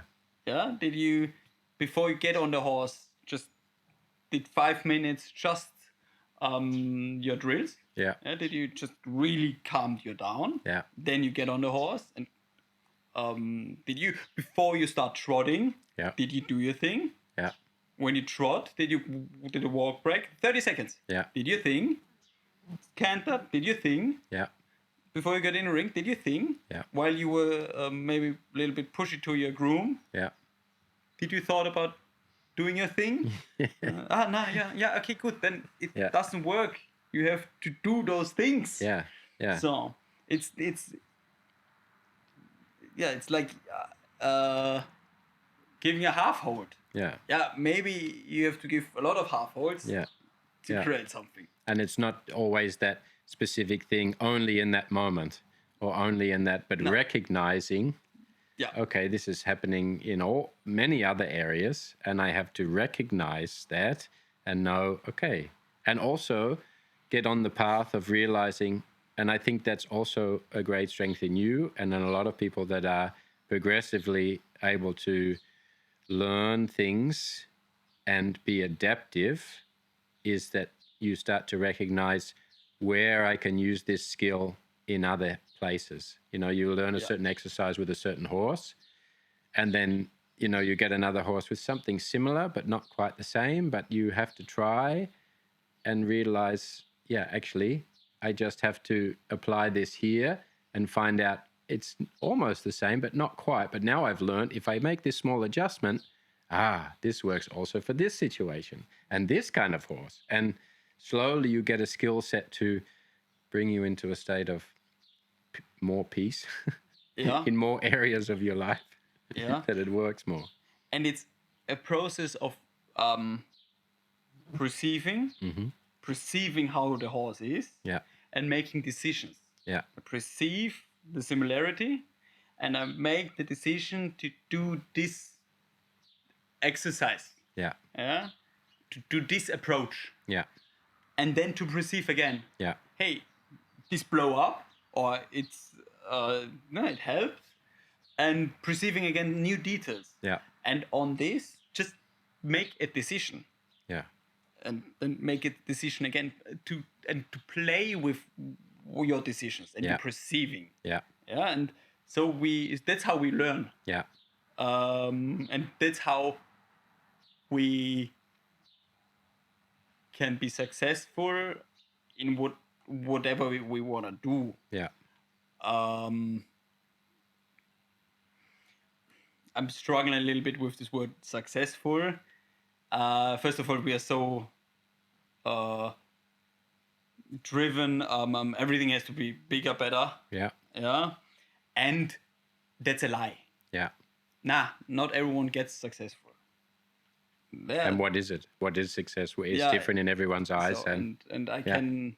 Not everyone gets the success that society says success is. Exactly. So and it's difficult. But that's how we can act on the world, or that's how we act on the world. So, and it's a skill what we should practice. To make decisions. And it's interesting that I, of course, for the most of my life, of course, focus on becoming a good horse trainer. So you focus on the horse in the beginning and the techniques to be able to work with a horse that works. And of course, intuitively, and probably for a lot of people that in the beginning have a natural talent of being around animals, they've sort of got no skills, but they're very good at being in and around a horse without offending them. And this is actually the state that is probably most true to yourself. And sometimes we get then drawn away from that by learning skills, and we go towards the thinking and the skill, and we lose connection with ourselves. And that's what I find interesting about your frame of mind all the time, even when we work horses together, is I will be focusing on the horse and thinking about a technique, and you will say, yeah, but hang on a minute, I'm feeling or doing this, and this, so I have to focus on using some tools. And that for me was also like, hang on a minute, like we're in the middle of an exercise, man, and you're just stopping in the corner and doing an exercise. and in the beginning, my frustration was like, oh, we're right, let's follow my train of thought. But then I realized, and then you picked up the rein again, and you were like exactly in the state and the positioning and the balance and the direction of energy that I was trying to explain. So I also experienced that through allowing you to use your tools in focusing on yourself, which you have a lot of tools and you have a lot of awareness of how to get your system to be more optimal and try to avoid blockages in yourself. And I also then learned through that process to allow that to happen, but also to sometimes take a break and think, yeah, it's okay just to observe, wait, give the person the time, and then pick it up from there and say, oh, what do we have now? So it was almost like what you did with me in the training. We tested, we did a stimulus, and then we retested. I gave some guidance of what the exercise we were going to do, how to get the horse to think and understand, and then go to the stimulus for yourself and then test those two things together. And then it was like, shit, that was a lot easier with Johannes than most other students. Normally take 10, 15 minutes longer to get there. Yeah. But then having this integration of the focus on self, and I think a lot of riders have the same thing, horse, and of course people work on their seat and they're working on their balance and all of those things. But I think this specific idea to learn how your operation system is and what is an exact tool which you've tested that can improve something without you having to think, I've got to sit like this. It's almost like give yourself a plug-in, an extension, an upgrade, a reset, to then feel that was better, that worked. Yeah. Posture is subconscious. It's not our job to think about posture. This has to happen from alone. Otherwise, we two could not sit here. Yeah. Just fall over. Yeah. So this has to happen from alone. And if we interfere with this, it can work if your systems are working. Yeah. And there are talented people out there. Yeah. With a lot of willpower. Yeah. Well, we bind resources to maybe something we should not think about. Yeah. Yeah. And when I train with people, I often have, we'd never get to riding. Yeah. We start testing. You do the whatever. Okay, walk break, try this. You can do it again. We just do one line or something. Yeah. See, now we got it. But now already an hour went past. Yeah. Okay, we wrap it up. Yeah. But now you have your thing. Do this before riding. Yeah. And now this one thing is to test and we get the drills. Yeah. And the next thing is to integrate this into our training. Yeah. How do we train? Yeah. Yeah. And you already did there in your story the right thing. Shut your mouth. Yeah. Just perceive. Also as trainers, we have to perceive. Just see what is this person doing. What's their solution. Yeah. Yeah. And maybe step back, make a back step. Yeah. Step back. Sorry. Yeah. And I realized this then after I did when I started training and working with neuroathletics, that this concept on how to train, I practiced already a very long time with my mom. Yeah. And Therese, she's an ergotherapist, and she works with kids. And ergotherapy means, you don't kill me if I don't say it the right way, but at the end, Your mother will. or some other ergotherapist, it's about helping a person to learn how to organize their life or a task. So you break your arm. Okay, how do I organize now my life to live? Yeah, how do I do the kitchen? How do I get food? Whatever. So that's basically what an ergotherapist is doing. And so she trained me, and it was not really always easy training your 18-year-old son. Thanks, Mum. Yeah, thank you very much. So how do we do this? And she always encouraged me to just do your thing. Do what you feel. You sit on the horse. Yeah. You need those answers. Yeah. And then, we got going. And then I went to someone, and I went to a Grand Prix trainer in Hamburg.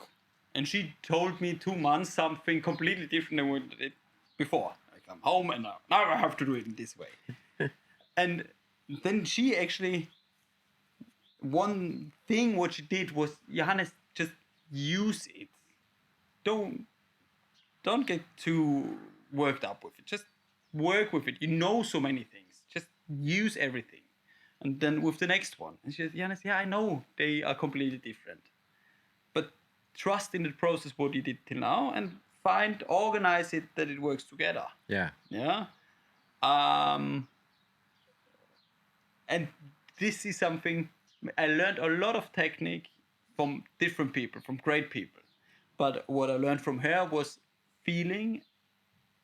perceiving my own body. Yeah. And trusting on this. Yeah. Making decisions.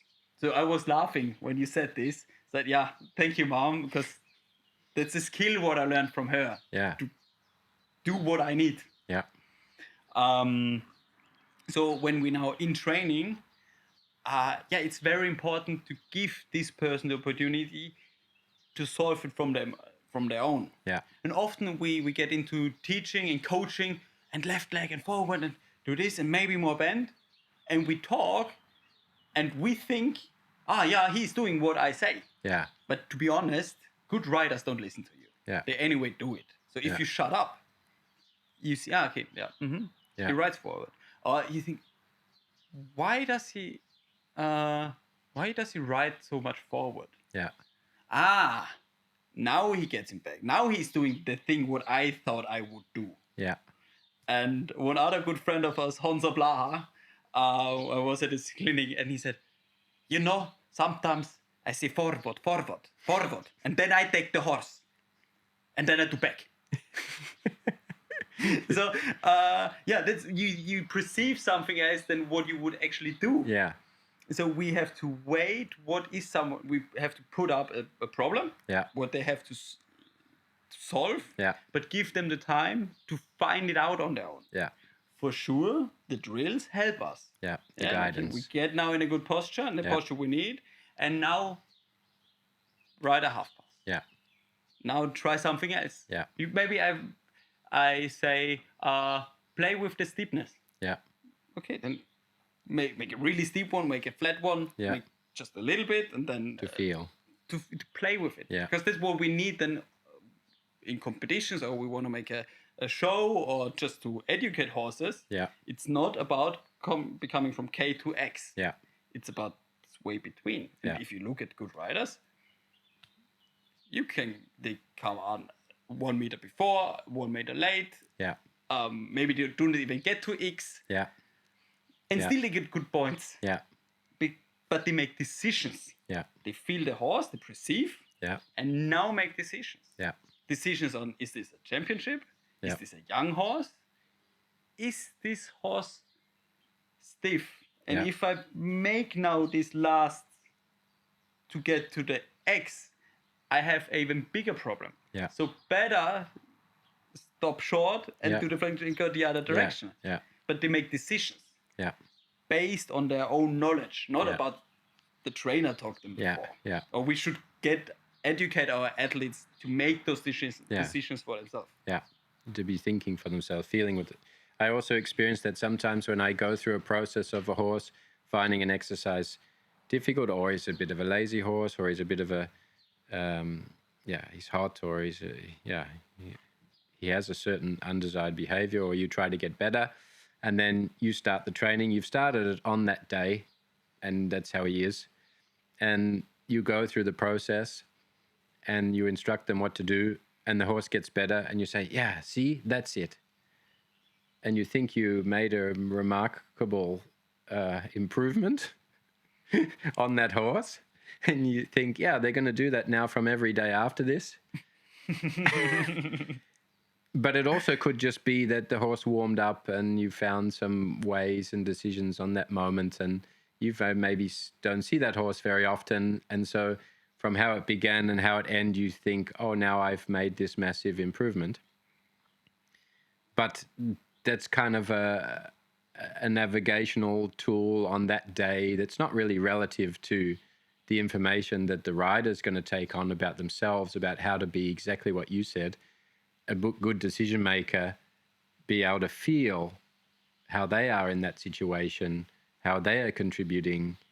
And actually at the end, that is the thing that's going to navigate them to the other difficulty on the next day, when that day he's a little bit more lazy, or that day he's a little bit more hot, or, you know, setting people up to have skills that they're going to be able to be useful to themselves is, of course, much more powerful than giving a certain exercise to get a horse more in front of the leg or a little bit quieter that day. And I think that's the powerful thing of having the awareness of yourself as a teacher, having an awareness that they are feeling something. We don't know what that is. Like you say, with Honza, forward, he gets on back.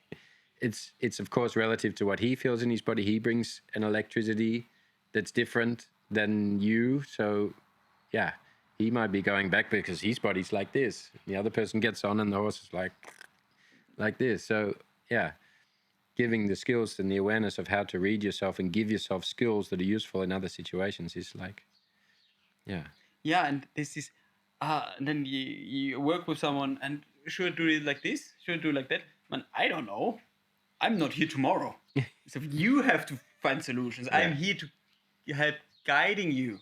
Yeah. But you have to make these solutions on your own. Yeah. Yeah, you're going to be alone anyway. So yeah.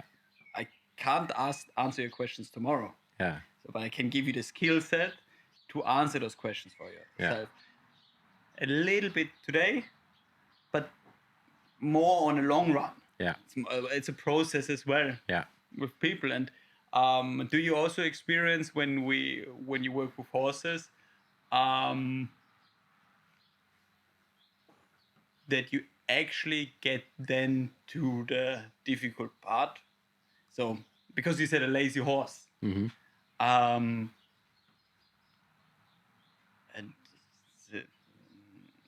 just simply, okay, he's not in front of my leg, and say, okay, does this horse trot from alone? Yeah.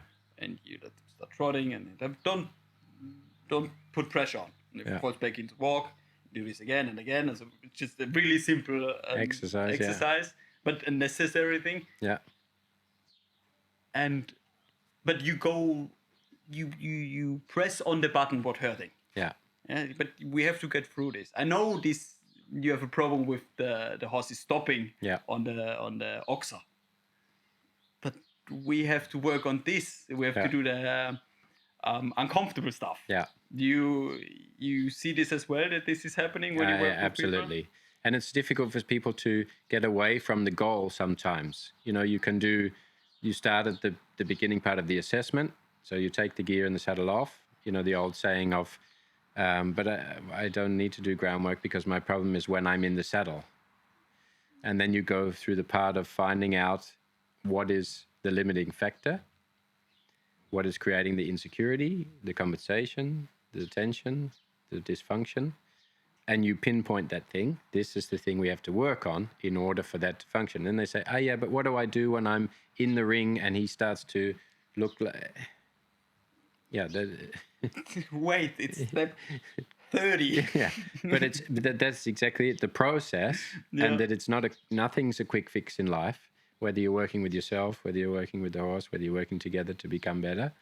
But it is the thing about getting the people to feel and understand what is relevant to them and their situation and their horse and their journey and the position that they're in, and that's not relative to anybody else, or the fact that their horse is that age, or that they want to go to that competition next week, and be okay with that.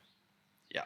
It's like if you say, okay, I want to work towards the European Championships and I have the qualification next week. And then you do an assessment and say, well, this is where we're going to begin, and this is the kind of advice to get. You can go, but probably you'll run into the same difficulties, but that sometimes it's okay to say, I'm going to let go of that. It's like, okay, we have a 30-step process that we're going to try to start, and we can foresee this is where we're going to try to follow. Okay, but what do I do next week when I have to go on the show? Oh, It's like the first step to let go of that part and say, okay, just like you say, I'm going to commit to this bit. I'm going to do the drills. I'm going to find out the tools that really serve me, so that in the long term, then you are not running into these things maybe anymore. You will run into new problems, but you've been on a path of progression and given yourself a chance to get skilled up and be able to handle the situation better and not have the blockages that are sort of handicapping you now. Yeah. And you said to be okay with that. That's another very important thing, aspect is training to be comfortable in uncomfortable situations. Mm-hmm. Yeah.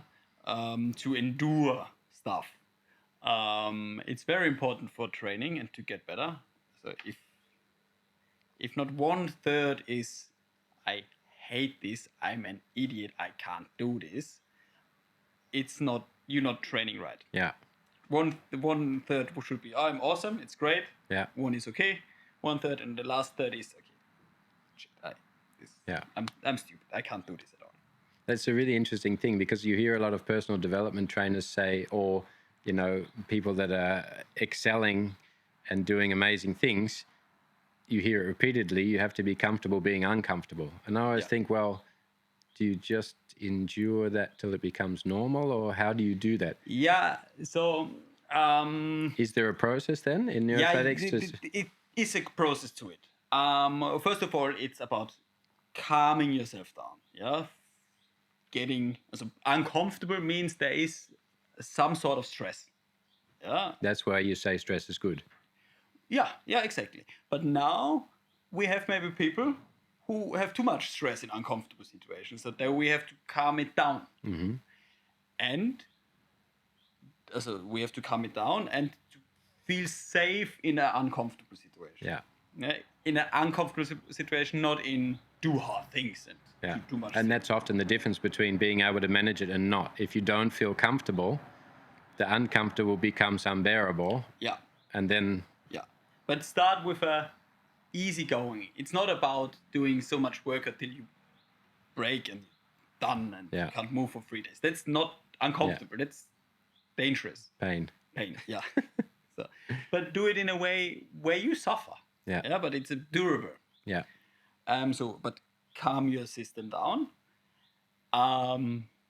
Prepare and after prepare those things. So this is a very important thing. And then it's about just inhibit. Mm-hmm. Yeah. And okay, the flying change didn't work. Okay, good.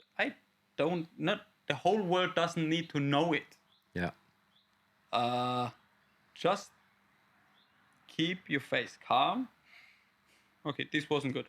I do this now. Okay, go. You can booming inside, but just play it cool. Yeah.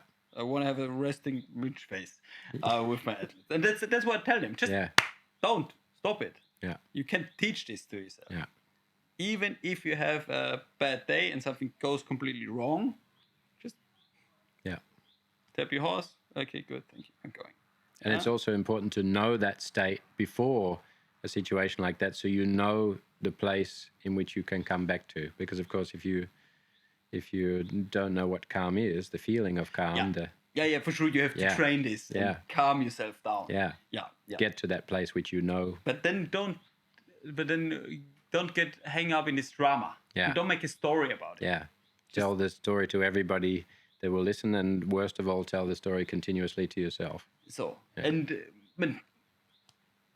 I don't want to be in a situation going to the qualification for Europeans and make the decision, okay, I'm not going. That's hard stuff to do. For sure. But sometimes it probably takes those bitter moments to learn something and learn to lose and step back from there. But then keep going. So, how much is reflection important in your training? Reflection, assessment? Very much. Because when we assess, I look, but I also always ask, how do you feel? And there must be no scientific context behind it. And if I don't think it helped you a lot, but you say, this feels really good, awesome, we go with this. But also the other way around. Say, I didn't feel something, but it looks very good. Awesome. But the third thing is, hey, this looked very good. And the person say, but it didn't felt very good. Then you as trainer have to adjust to this.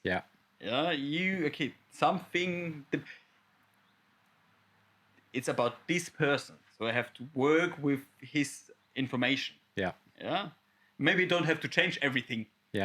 But at least I have to adjust to it. And I know with me, you also did the video afterwards of the exercises we did, and also what we felt and thought about. And then what was apparent to me was that was a really good guide in recording what we did, because of course 1 day later I've forgotten half, the next 2 days later I've forgotten 80%, but also that through that video of you explaining the exercises we did and why, you kept saying, this is how it was today. And that sort of reminded me that, okay, this was my guide, this is what we did, but it doesn't necessarily mean that's how it's going to be tomorrow. So continue to search and to feel and to, is that also a tool with the video? Yeah, we can say that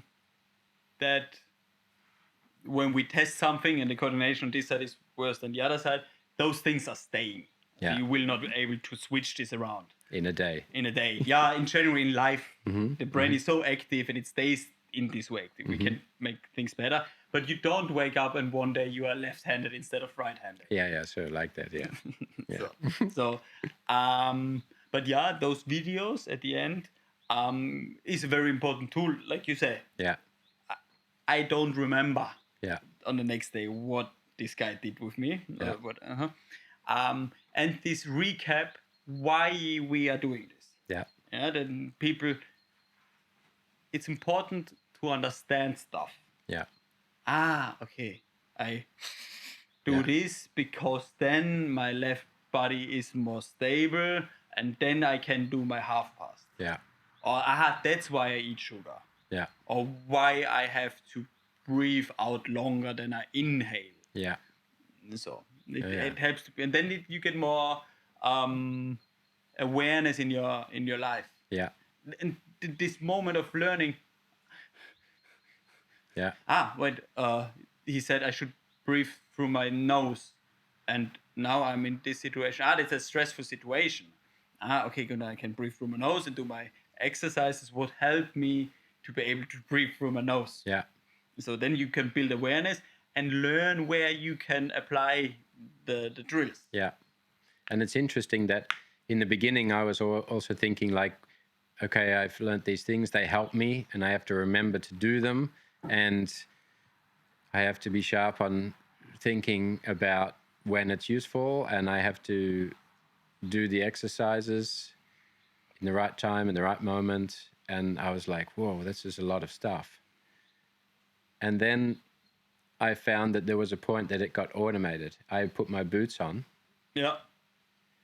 And I start going like this. And then I was like, oh, my body's doing it for me. Hang on a minute. It's become part of my unconscious to stimulate that side of my body as a routine to getting on.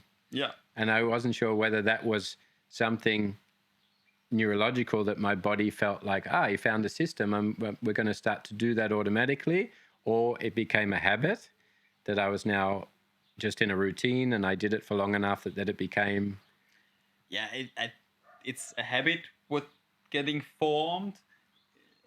So I think this is a habit what getting formed and a routine, but because of an intrinsic motivation. Yeah. So that's why I catched on to it so much. Yeah.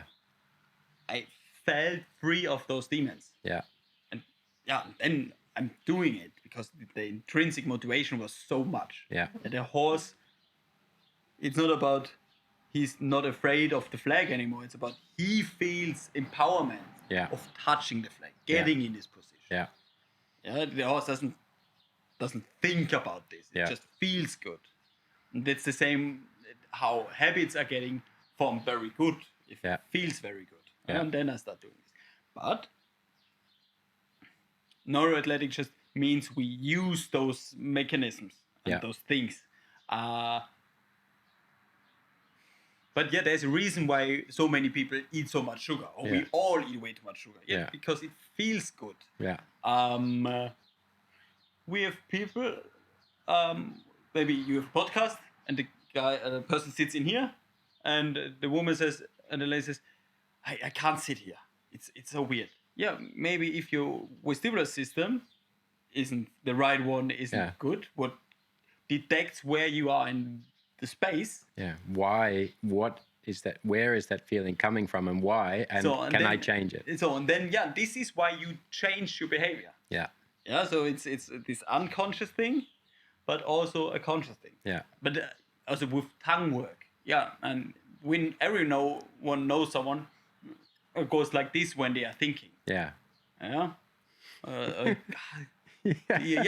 This works and it just happens. Helps you. So the brain knows what's good for you. Yeah. Concentrating and... Yeah. It's gotten really dangerous now because my brain just went into like trains of thought that could go on for 7 hours. But one of them being that, we talk about building the self-management system in the horse, and the horse recognizing that he recognizes that the physical action he takes determines how he feels, and that we ourselves have the same ability. And actually it's just confirmed that there's not 28,000 lifetimes is enough time to find out the amount of information that is there to be able to improve the life for ourselves and for our horses. 100% this has to be an episode 2, mate, because I'm happy. I think so too. The conversations really good. we have when we do chat on the phone, and of course now we have the opportunity to actually sit and have a focused conversation. And of course I learn stuff about your background I didn't know, and it just leads to so many channels of interesting talk that we could go on for hours. So thank you for being here today and sharing your information and your knowledge. Where is it that people can find you if they want to start some sessions with you or learn more about? It's called Horse Athletics. That's my Instagram page. And that's the easiest to get in contact with me. And we will put the name in the show notes, I think, and we go from there. Perfect. Awesome. Thanks, mate. Thank you very much for this talk. It was great, and just to exchange ideas and how we perceive the world. Yeah. Awesome. Great. Cheers. Cheers. Righto, guys. I don't have to tell you to share this one. If your brain's going as fast as mine, going to do it automatically. Don't forget to subscribe and press that bell so you get to see the next one. Be kind to your horses. We'll see you next time.